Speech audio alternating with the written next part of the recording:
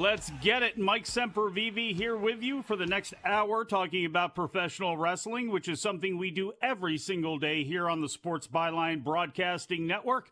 Tune in, iHeart, American Forces Radio, Sports Byline, over-the-air affiliates like the mightier 1090 KMAV and 99 KMSR podcast, replay on Sirius XM. Or maybe you're video streaming on Twitch or YouTube. However you're joining me today, I'd just like to say thank you. Hopefully, wherever you are, it's sunny outside. And if not, hopefully it's sunny inside your mind. And it's Friday on the program, so you know what that means. Bryan took the day off. I believed he said yesterday that he was going to go to his child's school and help out there. I believe that's what it was. I'm not sure if he said that on the air or off.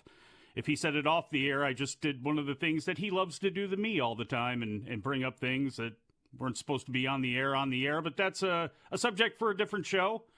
I don't know if he's actually at his child's school. I don't know if he is at his child's school, if it's recess time right now, and he is outside touching grass. But we'll have an update from him surely on Monday back on this program, and certainly before that on Wrestling Observer Radio with he and Dave Meltzer. And yeah, you know, there is a little bit more CM Punk news to talk about when it comes to at least Ace Steel and the decision that was made to keep Ace Steel off of Collision and at home remotely working. And I'll unpack all the details of that for you as we know them right now. Also coming up later on, Rocky Romero, your CMLL World Welterweight Champion, your NWA historic as well. He's going to be talking about New Japan Resurgence, which is coming up in Long Beach on Sunday. A lot to talk with him about, honestly, because Yota Tsuji jumping from CMLL back into New Japan, being thrust into a match with Sonata. We got the whole New Japan Best of the Super Juniors going on right now, so there's going to be plenty to talk about when it comes to Mr. Romero, but we'll get into that Ace Steel, CM Punk stuff, as well as a whole bunch of other stuff that's happening in the world of wrestling when we get back from break.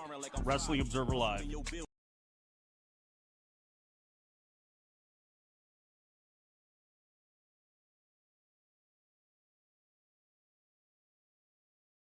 I definitely think this is the new streak. You know, I did it WrestleMania 37, main event. It didn't think I could top that. Went and, stole the show with Becky Lynch last year, WrestleMania 38, and won this title and, got to defend this title all year long against some amazing women. And now to walk into WrestleMania now and step in the ring with someone like Asuka and, defeat her and three-peat. It's been amazing. So, Asuka's amazing, and despite the mist, she's an incredible competitor. But yeah, I think I'm on the road to hopefully being Mrs. WrestleMania, and hopefully this is the new streak. Definitely, I think my journey into WWE is at the time when I came in was a little unique. It's more common now with more athletes coming into WWE and not really having much knowledge about it initially. But when I first came in, I saw Beth Phoenix, and I saw myself in her. She was someone who was muscular, and she was beautiful, and she embraced her feminine side, but also her muscles empowered her. I saw her picking up 2 women at one time. I'm like, my body can do that, and I want to do that. I saw myself in Jacqueline. I saw myself in so many amazing women in WWE, and they've inspired me. And even from when I was a little kid, even outside of wrestling, when I wanted to be an Olympic track athlete, and I saw myself in Gail Devers and FloJo and Dominique Dawes as a gymnast. And at the time when I was younger, I didn't understand what was happening. I was just gravitating towards people that looked like me. And that's when I, growing up, I realized representation is important. And so, it's very important. It shows you, where, the world sees where you fit your possibilities, but I also encourage people, if you see something that you want to do and you don't see anyone that looks like you, then you become that person and you open the door for everyone else. So, I was so excited for the Divas of Compton tonight. I think they just absolutely showed up and showed out. It's a journey, and it's not something that you just go through and you're over it. I still deal with it even to this day. But to know where I came from and where I am right now, it's been a journey, and that's why I'm so open about it. Because I know how when I was going through it, I felt like, I felt alone. And if I went through that, and I'm sitting here as Raw Women's Champion and three-peat at WrestleMania. Anybody can get through it, you know, and I just want to be inspiration for that. And that's what this is really all about. Like, I feel like my journey in WWE, you know, my going three-peat at WrestleMania, my starting my legacy. It's not just about people watching what I'm doing. It's, you know, I want people to remember me for how I made them feel, how I inspired them.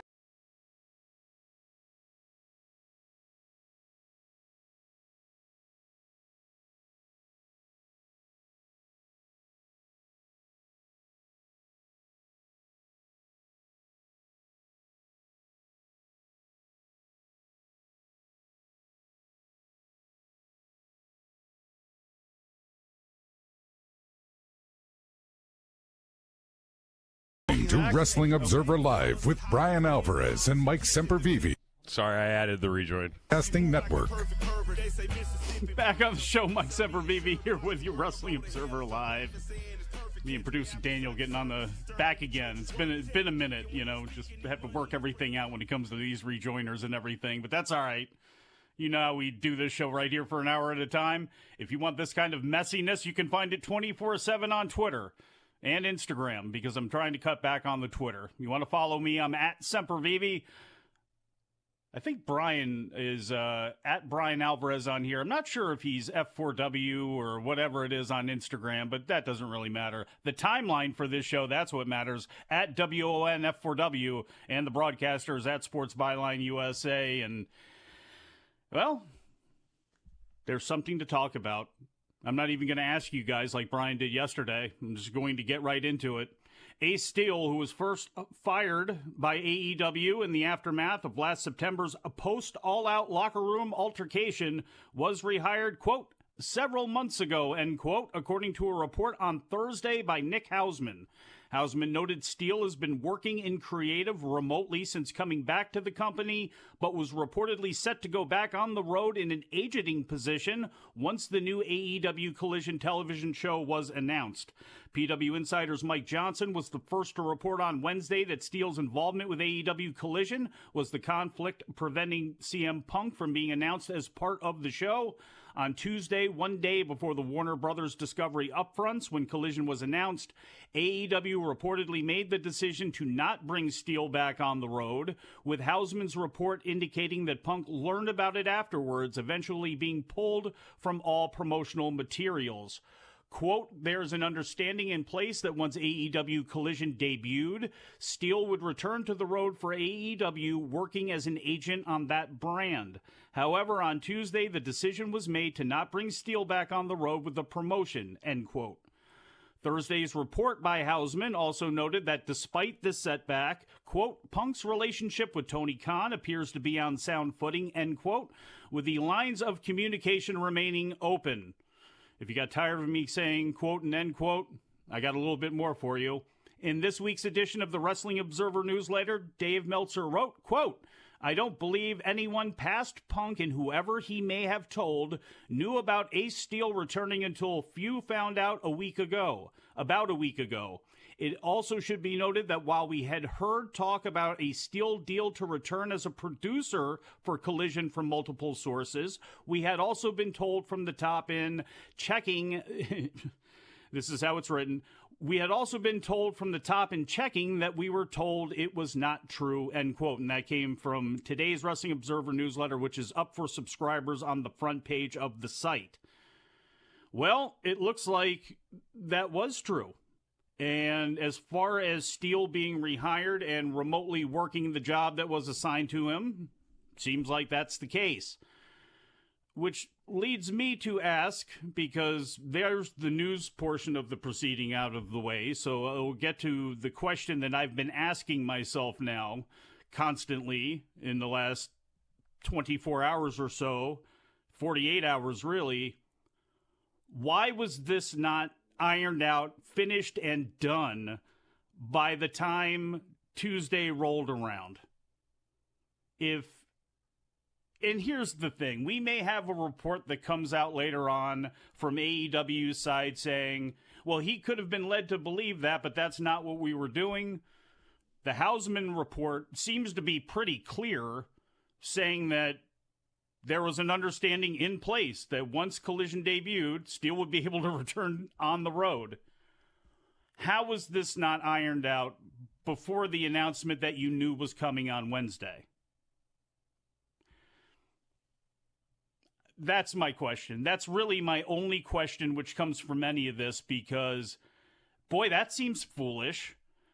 Knowing CM Punk and how he responds to things, if he feels as though he has been unjustly treated by WWE, by AEW, or anybody else, you know how he's going to be. You know how he feels about people that are close to him, like a Steel.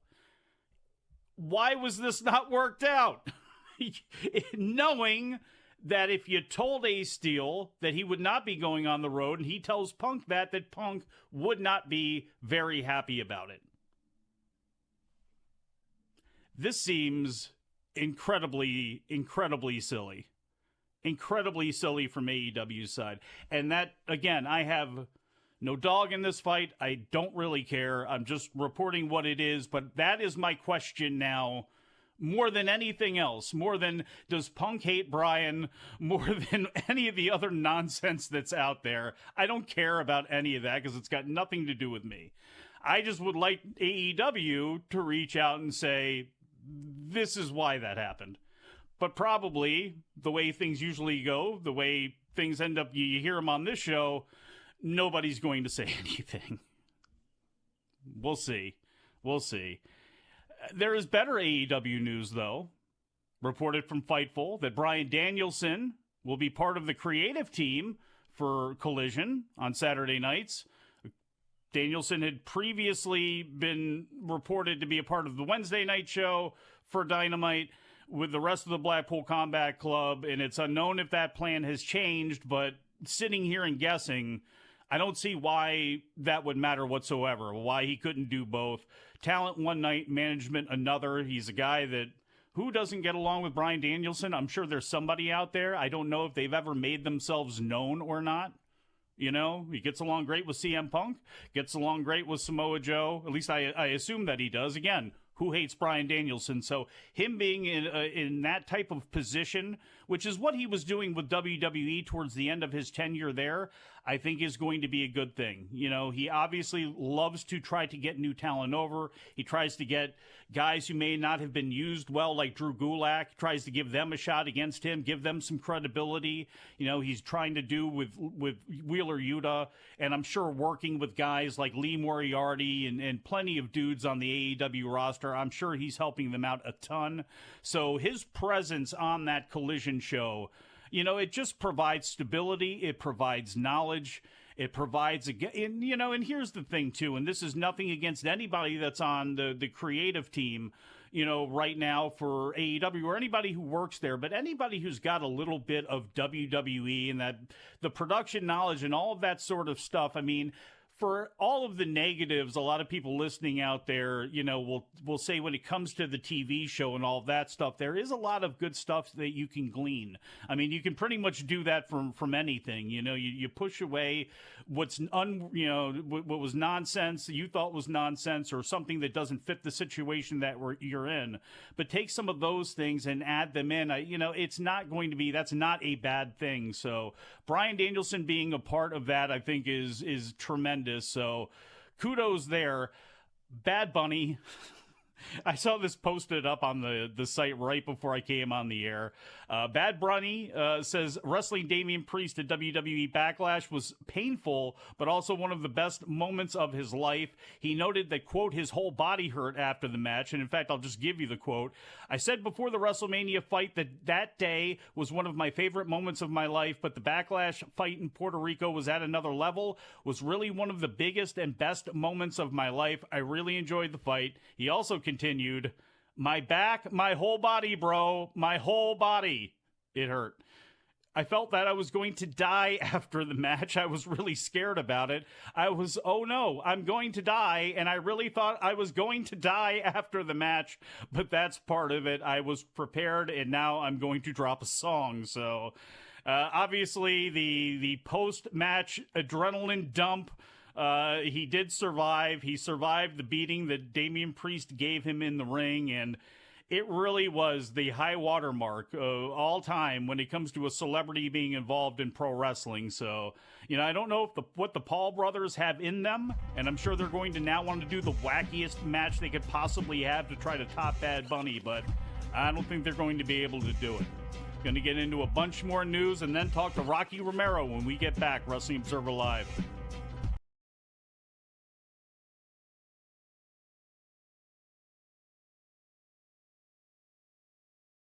TNT champ, man. How does it feel to hear that right now? Like, hey, you're the champ. It's wild. It's crazy because, I was talking to Chris Jericho the night I won the championship.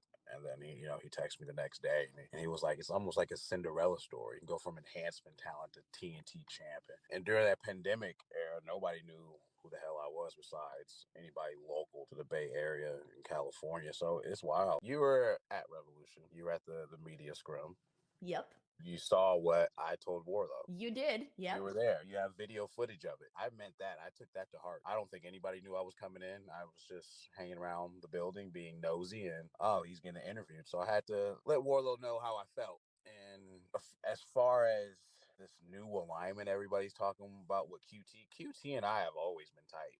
Like, everybody loves when pro wrestlers shoot, so we're gonna shoot for a minute. QT was the one that texted me in the summer of 2020 to see if I was a local talent and I could come out to Jacksonville, and I'm all the way in California. And so I had just got laid off. My daughter was a few months from being born. I just rolled the dice, threw it out all on the line, and QT has been there every step of the way. He has had some type of guidance, input on every single match that I've had, and I'm 100% sure he doesn't need me to tell all our business, but he's been helping me since day one. What is the mindset? Because you're going to be on a different level, on a different plateau, and people are going to look at you differently, and you're going to have different responsibilities when you're holding gold. For me, I don't believe anything until it actually happens. I didn't believe I was winning the belt until my arm was raised and the belt was in my hand.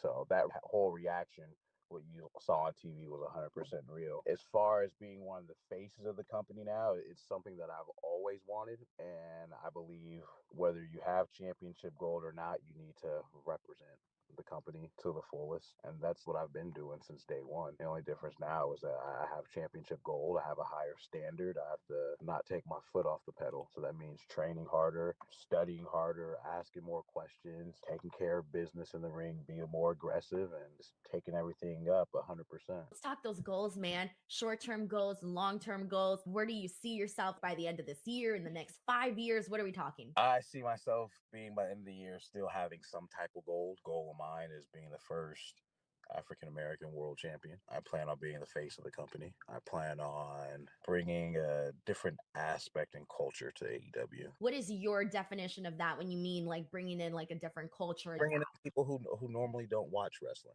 Mm-hmm. Just making people I wanted to be must-see TV. That's what I want AEW to be. So anyone that's normally that doesn't tune into wrestling, I want to create a buzz and have people wonder, who's this Powerhouse guy?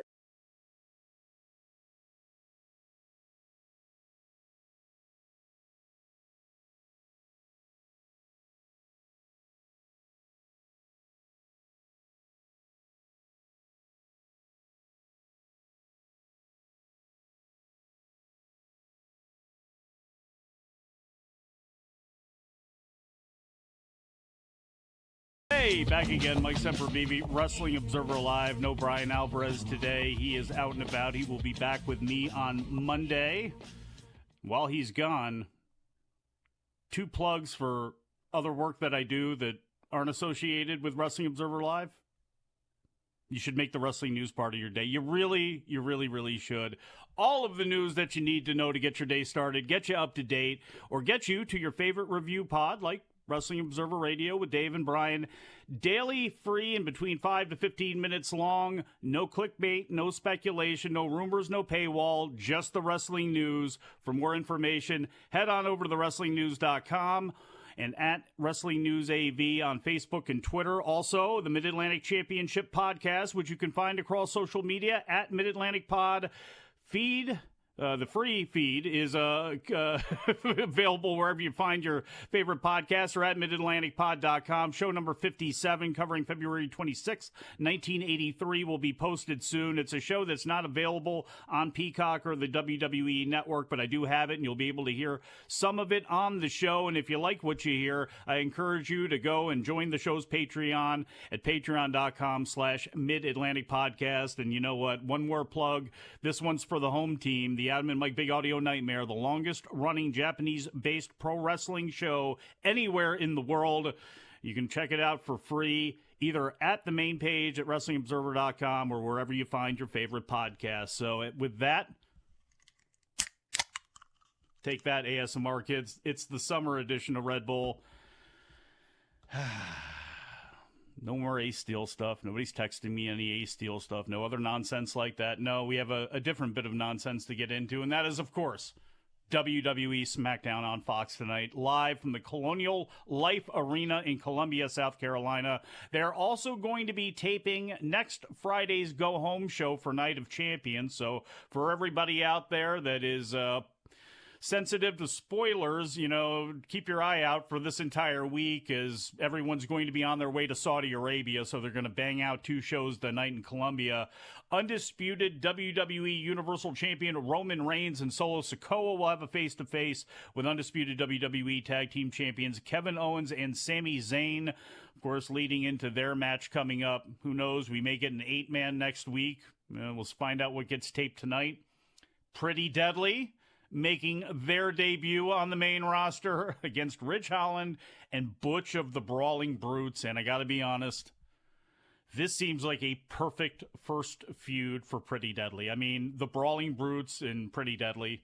I mean, yeah, it's probably going to be pretty awesome. And that means we're going to be able to see a lot of Butch, hopefully, as well, too, because he is absolutely awesome. I don't know if J.D. McDonough can fulfill the same type of role for Judgment Day, but that's going to be his best case scenario, being a little bit of a smaller guy like Butch is. I mean, how great of a worker both those guys are. What gimmick can they get him in to actually help him out, because he's somebody that on his own, I don't know, I can't see it. I can't see it working. I don't know. I shouldn't say I can't see it working.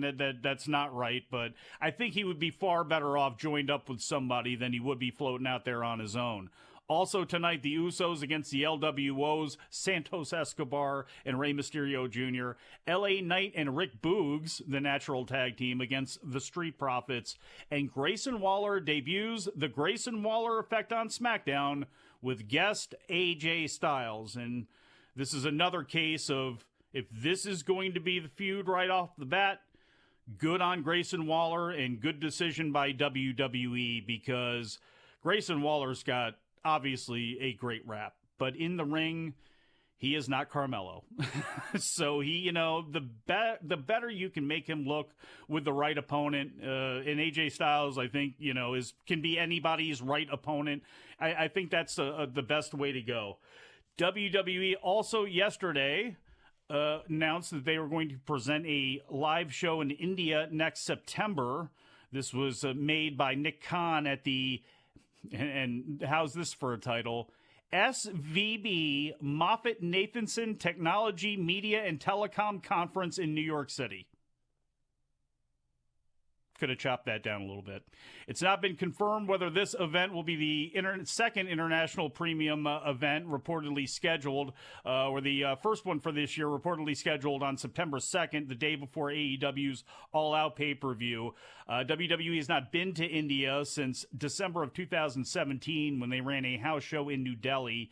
Brandon Thurston of WrestleNomics watched Khan's speech and reported on it yesterday, and obviously the issue of WWE's current broadcasting rights for Raw and SmackDown and where, them coming due and where they may go, that was touched on by Khan when he said, we're going to get a really good increase for both of these properties. Quote, it's too early to say yet. Is it 1.5? Is it greater than 1.5? But if you're in the under promise and over deliver category, I'd rather go on the low end. We'll see in 6 to 12 months exactly how it plays out.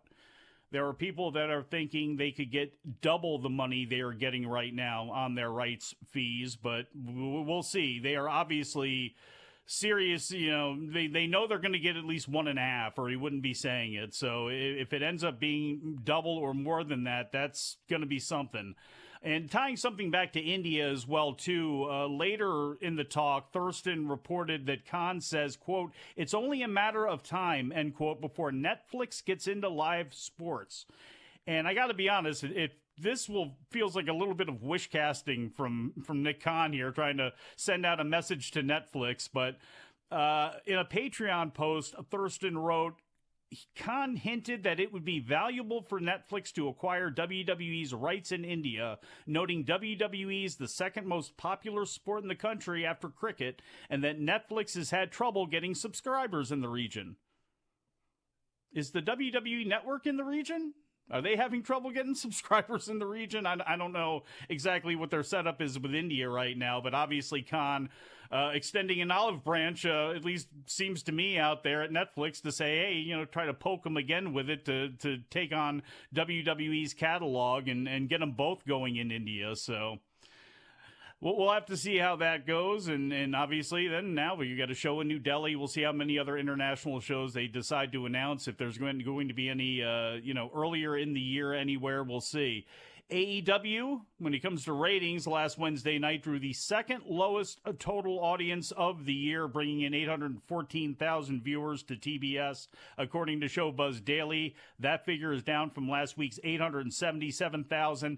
The rating in the key 18 to 49-year-old demographic was 0.28, down 12.5% from last week's key demo rating of 0.32, and that equaled 365,000 viewers. The episode came in 7th place for the evening on cable TV in the key demo, up from 9th place last week. The NBA's Western Conference Finals on TNT helped to kill everything. Their 18 to 49 number was a 2.07. And what was second? Vanderpump Rules. That had a 0.83, so it shows you the disparity there, but amazing, this again, and I'm completely ignorant to this Vanderpump Rules show other than it's been on Bravo seemingly forever, and again, I know nothing about it, but the post show that Bravo does called Watch What Happens, which kind of encompasses whatever their big reality show is, they'll have like the post show wrap up of it, and it came out at 10:15, and that 18 to 49 number was a 0.66, so for all of you out there who are Vanderpump fans, congratulations. You've ascended it to new heights. Dynamite was also outranked by the Hulk Hogan Gawker premiere of Rich and Shameless on TNT, which I did not even know was a thing until I was watching the NBA playoffs, and it popped up there. I did not see the show. I don't think I'll watch the show because there are just two sides there that were, I'm not saying equally unlikable, but easily unlikable. And I don't know if I want to watch it or not. 0.30, 854,000 viewers for that show, but it did benefit from having the lead in on the playoff game. So that's that there.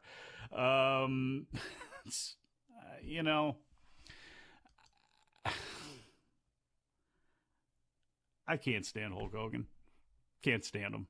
In the passing of superstar Billy Graham, a couple of days ago, it just reminds you how much Hulk Hogan took from superstar Billy Graham. It's just absolutely amazing. The Gawker show. I don't think I could do it. New Japan's Best of the Super Juniors, though, I can do. I'm a couple days behind, but this has been a kick-ass tournament. Day 7 took place this morning at the Shin Aomori Sports Park Maeda Arena Sub-Arena. At least that's the way that it's written up there on PuroLove.com. But winners today, Master Wato, Robbie Eagles, Francesco Akira, Yo, El Desperado, all in Block B. Block A winners, Doki, Sho, Leo Rush, Taiji Ishimori, and Hiromu Takahashi. As it stands right now, the A block leaders are Hiromu, Mike Bailey, Leo Rush, and Taiji Ishimori, all with 10 points. Block B leaders, Robbie Eagles, El Desperado, Yo, and Master Wato, all with 10 points. I know all 5 of you big Master Wato fans out there are celebrating right now that he's still got a shot to win this thing. And there are actually people that believe that Master Wato could win this. I don't want that to be the case. And it's nothing against Master Wato. I just want to see at this point Lio Rush or Mike Bailey win the thing. Mike Bailey was my pick before the tournament started. I really wanted to see Lio Rush win, though, and considering some of the reaction that Lio Rush has gotten, including after that match with Taiji Ishimori a couple days ago, where the people handed him their baby, and he held the baby, and then New Japan's broadcasting partners made sure to take it down so nobody could see this awesome viral moment. Yeah, that ruled. Talk about that, as well as a whole bunch of other stuff with Rocky Romero when we get back from break.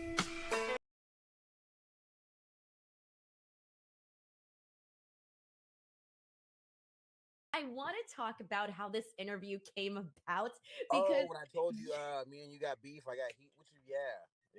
it was literally like just the saw the best look on your friend. face. It's How like one was of it? those I effed up looks, but I was just joking with you. No, I loved it though because it was so funny because I'm seeing you and you're like, oh, me and you, we got beef. And I'm like, oh my God. Inside my head, I was like, I got beef with Powerhouse Hobbs. This is not good. This is not good. And I was like, okay, this is it. I'm going to have to go ahead and confront him and ask him what I did. And it was so funny when you told me that it was a joke. And I was like, oh, thank God. Like this huge, immense, like relief went over me. I got ribbed on. This is awesome. You did. I got you. I remember when you had that match with CM Punk at Grand Slam Rampage, and that being his first televised match after the Darby Allin match, the pay-per-view match. And I remember thinking like, damn, I'm like, this is such an incredible spot for Hobbs. Like the fact that he's getting this opportunity, it was crazy. It was just a win across the board for you.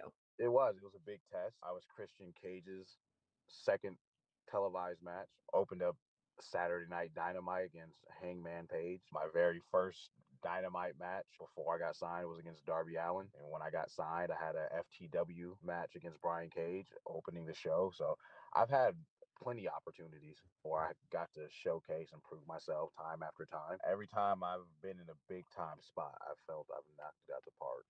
And delivered. And people see that. People notice it with the QTV. I think the concept is pretty cool. Hilarious. It's so funny. Yeah. What did you think of it? I love it.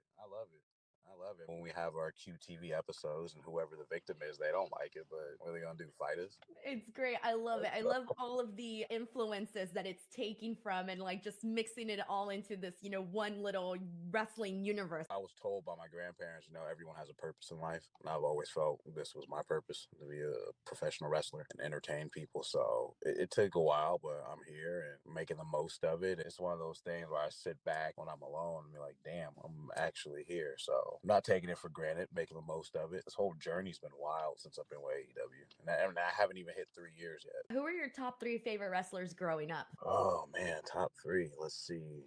Man, it all depends what type of mood I was in. Sometimes I had an attitude growing up as a kid and I was a little asshole. Sometimes I wanted to be a funny, goofy guy. But my top 3, if I got to narrow it down right quick, one would have to probably be, I love Ravishing Rick Rude, Booker T, and it's a little mixture and tie between Brock, Rock, and Austin. Who are some of the people that, like, besides QT that you've reached out to or that you have, like, good conversation with in regards to advice, critique? Billy Gunn is one, Dean Malenko, Arn Anderson, Mark Henry. I talked to Big Show, Dustin Rhodes. There's so many people that I go to for advice, or they'll come up and just give me advice. And it's wonderful when you have a vet who wants to sit down and watch your match with you.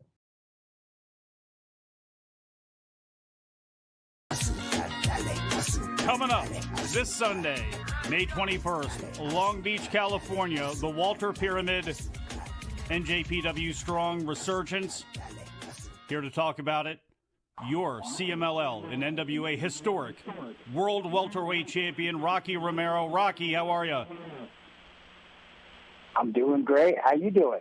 I'm not doing too bad. Sorry we can't have you on doing a video this time around, but Boss Man took the day off, and obviously he takes his technology with him, so we have to do it the old school tin can way. I appreciate you doing it.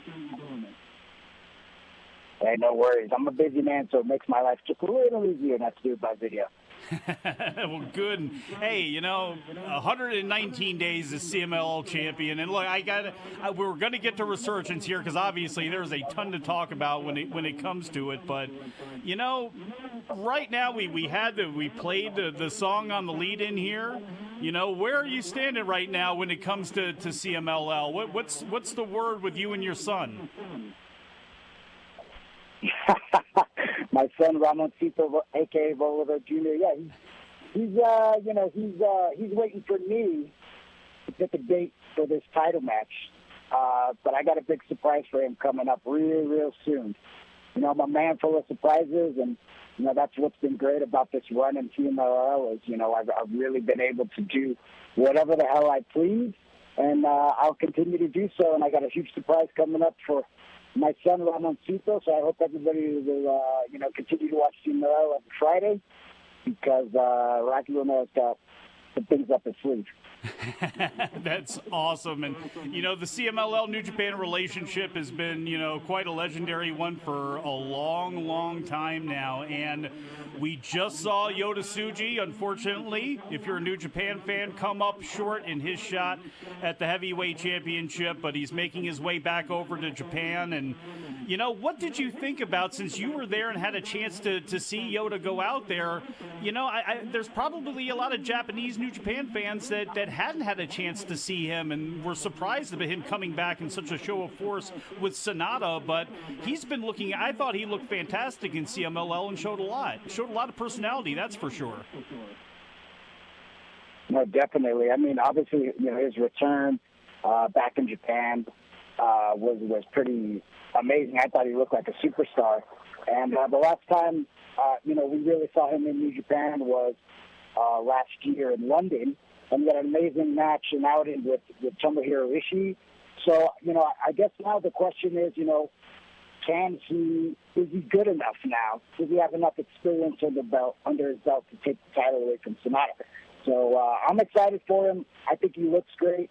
I think he's got a massive upside. And now we're just, waiting for the world to see it. Any plans right now, and I know you're not exactly, putting you on the spot here a little bit, but are there any plans for any other New Japan talent to make their way back over to CMLL after the Super Juniors is over? I think that there's some rumblings that there's a good chance that New Japan will be in CMLL quite a bit this year. That's what I'm hearing. I'd like to hear that as well, too. And we're getting some CMLL participation on the NJPW Strong card, which is obviously, the main focal point of the day. Coming up on Sunday, NJPW Resurgence, available through New Japan World as a standalone pay-per-view. Big card. Obviously, a lot of the attention is going to be on the fact that Mercedes Moné is back in NJPW again and is going to be working out for this Strong Women's Tournament, the Strong Women's Championship tournament. Talk a little bit about that tournament, how it came about, and how the selections were made. Willow Nightingale and obviously Stephanie Vacquer from CMLL, along with Momo Kogo from Stardom. How did this whole thing come together? Since New Japan Strong started, there's always been a plan for a women's division. So, when we stopped taping Strong and doing the taping style shows, it was like, well, when are we going to pull the trigger? When are we going to pull the trigger? And, with Mercedes coming up short and losing the IWGP Women's Championship, it was like, well, now would be probably a great time. So, definitely want to have participation from all our different partners. So obviously Stephanie Vacquer, who Mercedes is wrestling in the first round from CMLL, who's an amazing talent. I think she's, people don't really know her in the States yet, but I think after this match with Mercedes, she'll definitely be a name that people will be looking out for. Having Momo Kono, who's, a young upstart in Stardom, not too much experience, but recently her work with Mercedes in Stardom has been kind of noteworthy, and they've kind of taken a liking to each other, it seems like. So I thought it would be a great opportunity to also have some new blood in there. And then finally, Willow Nightingale. I mean, she's a star in ROH. She's a star in AEW. Another wrestler that, obviously this is a huge opportunity for her, a huge chance. And, so we'll see who ends up in the final. But, I think all 4 women bring something different to the table. And it's super, super exciting to see. And I just saw a picture of the belt the other day, and the belt looks really, really amazing. So I think people are going to really dig it. Nice. The IWGP United States Heavyweight Championship Tournament, from the time it was announced, became a focal point of this show. Hiroshi Tanahashi and Will Ospreay, and I didn't go and double check with Chris Samsa, but if I'm not mistaken, they have not wrestled that often. In fact, the last time was 2019 during Block A of the G1 Climax tournament. This is a big match, because we have not seen, and we have not seen Will Ospreay in a little while as well too. So, how this match, as far as, obviously there are a lot of people thinking Tanahashi's got no shot. It's going to be Ospreay because we're going to see, Ospreay and Archer, and then we're going to see Ospreay move on and face Kenny Omega. Hiroshi Tanahashi's still a legend here. Talk about Tanahashi, and could we actually see him pull one out? I mean, absolutely. I mean, never count the ace out. I think he's shown that time and time again over the last few years, and I feel like everybody's always ready to count him out and say, like, oh, well, I don't know if Tana can pull out another great singles match. I don't know. And then he goes and he blows the roof off the joint. So, never say never. I mean, that's the cool thing about professional wrestling, right? It is like anything can happen. Never say never. And, and I think, like you said, this is a super, super fresh singles match for New Japan. So I remember their first encounter at the G1, and it was an incredible, incredible match. So to see the rematch, and especially with such huge stakes on the line, because the winner, like you said, will go against Lance Archer at Dominion, and then the winner of that sounds like they'll go against Kenny Omega real soon. So I don't know. I think that the Ace obviously was in the main event of Forbidden Door last year. And, could we see him pull out all the stops and possibly make it to Forbidden Door, and maybe it's Kenny versus Tana? I don't know. I'm excited to see what happens.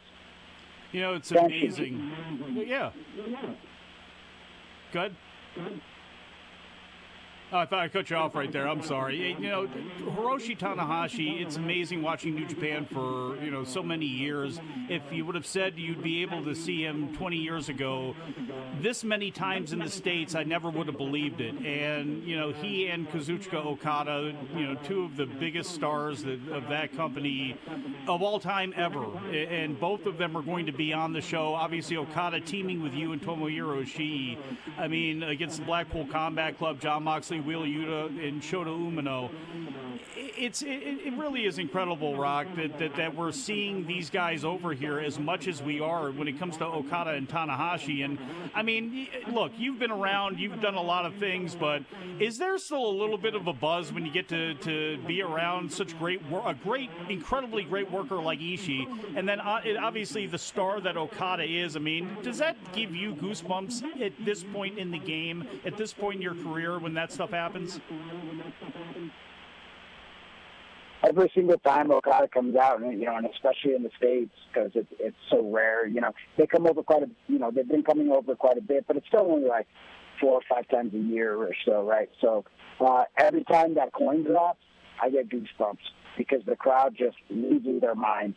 And it's just like, it's everything that you love, about wrestling is in that moment, so. It's just really, really cool to be around him. Obviously, he's my best friend. So, I mean, I love that guy. And, he's been so good to me over the years. And, one of the best top guys you could ever ask for. Humble, funny, wants to include everybody.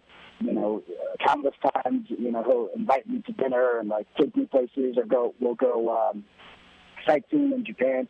So, just all around one of the best people I have ever known, not only in professional wrestling, but, in regular life as well.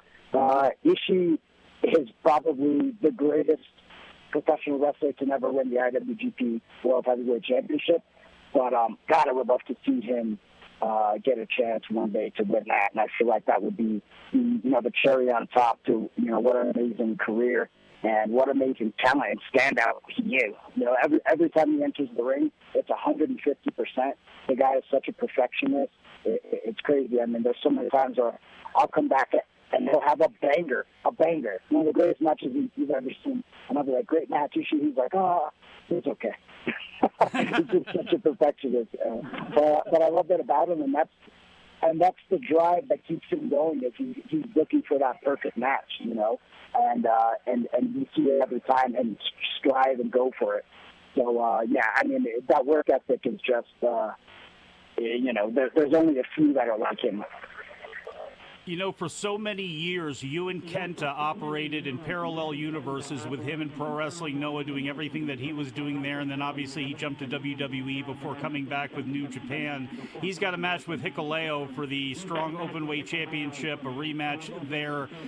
Talk a little bit about Kenta, too, and his, addition and what he adds to some of these shows and to some of the people that I'm sure grew up idolizing he and Marufuji. Yeah, I mean, Kenta has been an essential piece of the Strong puzzle, since day one.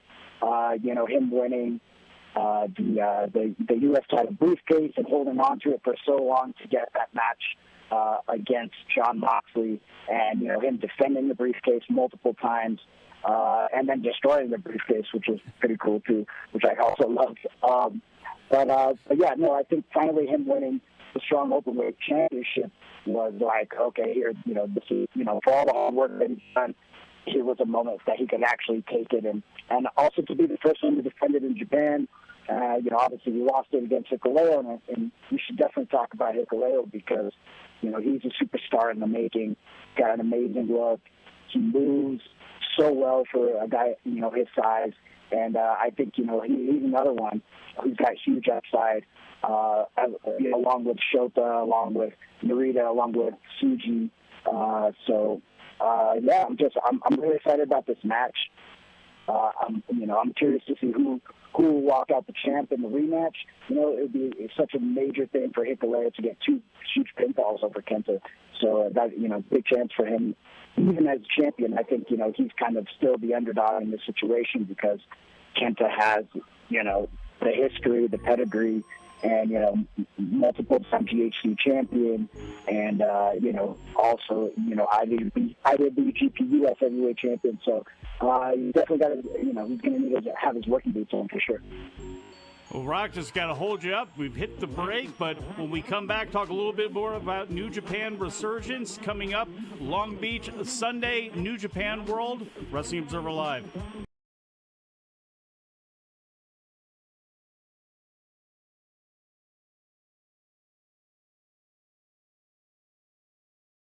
Very important. From day one, since I was given the opportunity to be a part of WWE, I was representing Lucha Libre, Hispanic, the culture.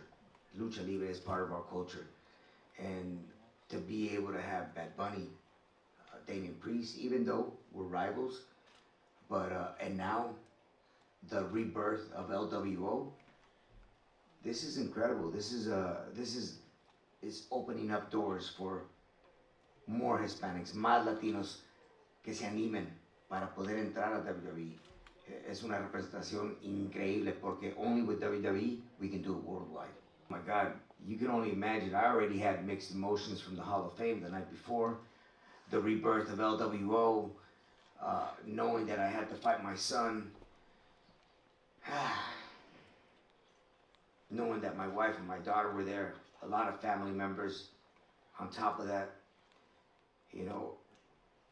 to be able to ride with Snoop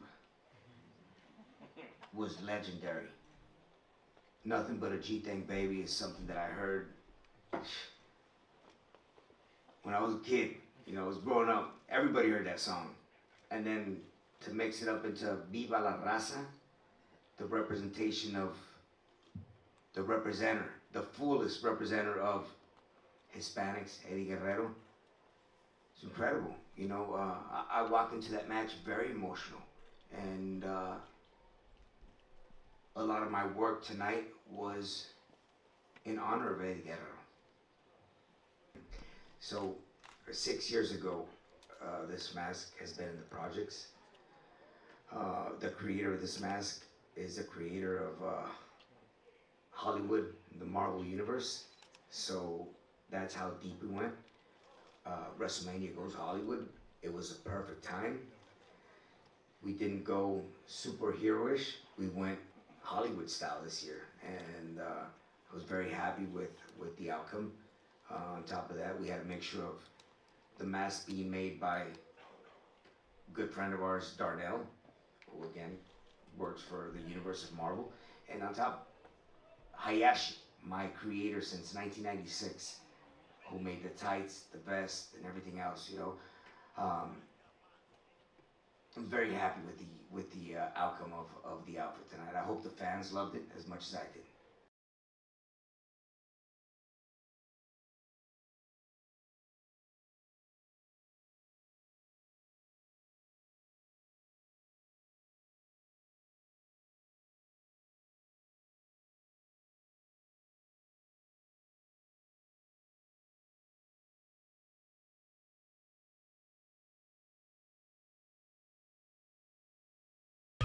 Back on the show here with Rocky Romero talking NJPW Strong Resurgence coming up this Sunday on New Japan World. And Rocky, you know, we only got a little bit of time here left, but we didn't talk about another day one guy, Fred Rosser, in the street fight coming up. On top of the fact the caveman is coming into New Japan Strong. I couldn't be more excited.